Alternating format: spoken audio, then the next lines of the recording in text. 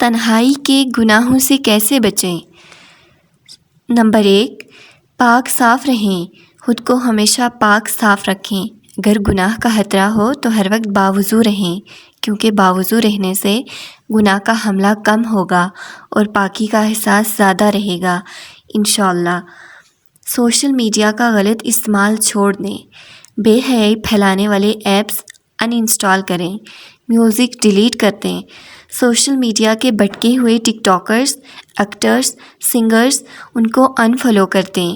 غلط پوسٹ سامنے آئے تو استغفر اللہ کہہ کر فوراً اسکرول کر دیں۔ موت، قبر اور دوزخ کو یاد کریں۔ موت کسی بھی لمحے آ سکتی ہے، کہیں اس گناہ کی حالت میں نہ آ جائے۔ تنگ قبر کا عذاب کیسے سہیں گے؟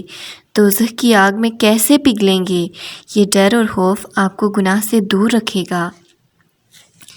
اللہ تعالیٰ کی موجودگی کو محسوس کریں۔ سب سے چھپ کر جب آپ گناہ کر رہے ہوتے ہیں تب بھی بے شک اللہ وہیں موجود ہوتا ہے، دیکھ رہا ہوتا ہے۔ آپ انسان کے سامنے گناہ نہیں کر سکتے، خالق کے سامنے کیسے کر سکتے ہیں؟ استغفار کی کثرت کریں، خیال آتے ہی استغفر اللہ کا ورد شروع کر دیں، تعوذ پڑھیں۔ جب زبان پر اللہ کا نام ہوگا تو جسم گناہ کبھی نہیں کر پائے گا۔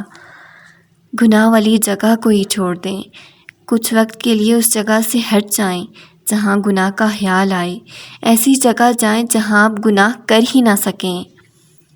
اچھی صحبت اختیار کریں، صحبت بہت اثر انداز ہوتی ہے، لہٰذا اچھے لوگوں میں بیٹھیں، ان کی سنیں، ان کو دیکھیں، ان کے اثر سے آپ کو خود ہی گناہ سے نفرت ہونے لگ جائے گی۔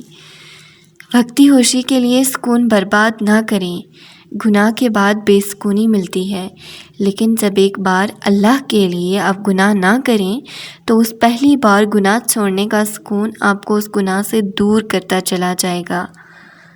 اسے ایک اشارہ اور چیلنج سمجھیں، یا اللہ کی طرف سے ایک موقع سمجھیں اور اپنے نفس اور شیطان کے خلاف ایک چیلنج سمجھیں، اور یقین جانیے آپ یہ چیلنج جیت جائیں گے انشاءاللہ۔